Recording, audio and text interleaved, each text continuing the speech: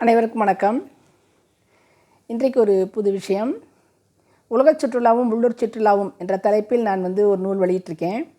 அதில் இடம்பெற்ற ஒரு ஊர் பற்றி, ஜலதான சிறப்பு பெற்ற ருஷ்மணி தேவி ஆலயம். சிறையில் பிறந்தவனை மணந்து கொள்ள ஜென்ம ஜென்மமாய் தவமிருந்தவளே, சித்திரம் போன்ற அழகி ருஷ்மணி என்று பாடிக்கொண்டிருந்தார்கள் துவாரகையிலிருந்து 2 கிலோமீட்டர் தொலைவில் இருக்கும் ருக்மணி கோயிலில். கிருஷ்ணரின் 8 மனைவியரில் முக்கியமானவரும் முதன்மையானவரும் பட்டத்து ராணியான ருக்மணி தேவியே. இவர் லக்ஷ்மியின் அம்சம். இவர் இங்கே இருக்க கிருஷ்ணர் துவாரகையில் கோயில் கொண்டிருக்கிறார். அது சரி, கிருஷ்ணர் துவாரகையில் இருக்க அவரின் சரிபாதியான இவர் ஏன் இங்கே இருக்கிறார்?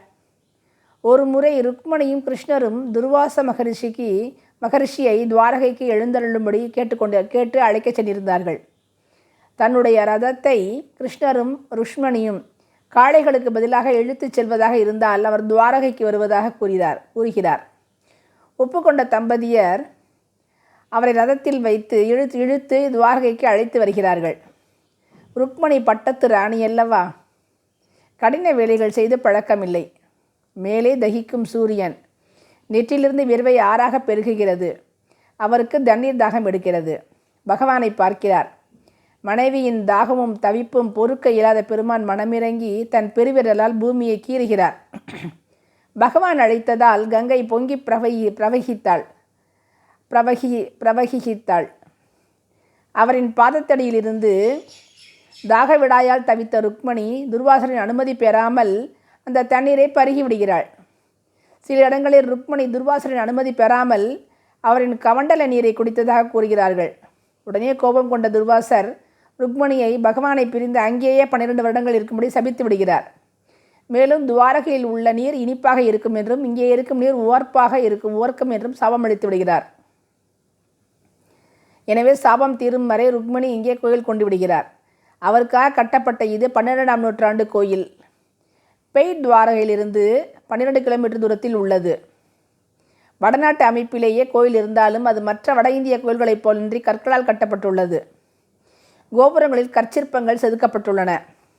ஆனால் உப்பு காற்றின் அரிப்பாலோ என்னவோ பல சிற்பங்கள் சிதிலமடைந்துள்ளன. ஆமாம், இதுக்கும் ஜலதானத்துக்கும் என்ன சம்பந்தம் என்று கேட்கிறீர்களா?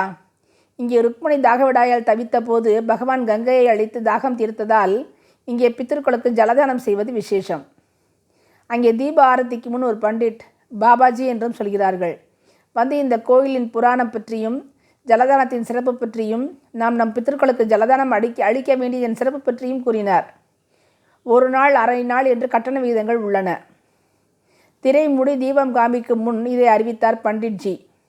அடுத்து திரை விலக்கி சௌராஷ்டிர தேசத்தின் வெண்மையான நிறத்தில் முன்பக்கம் பூராவும் நீண்ட ஹாரங்களால் அலங்கரிக்கப்பட்டிருந்த ருக்மணி தேவிக்கு இன்னொரு பண்டிட்ஜி ஜல அர்ப்பணம் செய்து வெளியே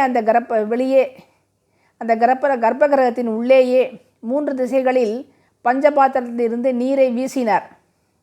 அந்த திசைகளில் துர்வாசரை பகவானும் தேவியும் தேரில் சுமந்து சென்ற சித்திரங்கள் இருந்தன. பூக்களை 2 கைகளாலும் அள்ளி எடுத்து அப்படி ஒரு சுழற்றி உயரே தூக்கி நளினமாக தூவியதோடு அவளின் பேரழகை வியந்து 2 கைகளாலும் தன் நெற்றியில் சுழற்றி வைத்து திருஷ்டி கழித்த அழகு சொல்லில் மாளாது. அவ்வளவு அழகு. அதன்பின் 5 வரிசை உள்ள நாகதீபம் காட்டப்பட்டது. முன்னோர்களுக்கு சொர்க்கத்தில் இடம் கிடைக்க ஜலதானம் செய்வது சிறப்பென்பதால் பெருங்கூட்டமான மக்கள் ஜலதானத்திற்கு பணம் அளித்தார்கள். ஒவ்வொருவருக்கும் பண்டிட்ஜிக்கள் தோளில் மஞ்சள் நிற துணிகள் அணிவித்து முடி போட்டு கௌரவித்ததோடு பிரசாதங்களும் கொடுத்தார்கள். வெளியே பிரகாரத்தில் கோயில் பிரசாதமான ஜலத்தை டம்ளர்களில் ஊற்றி வைத்திருந்தார்கள். குடித்துவிட்டு பிறவி பயனை அறுக்குமாறு வேண்டி வந்தோம். நன்றி.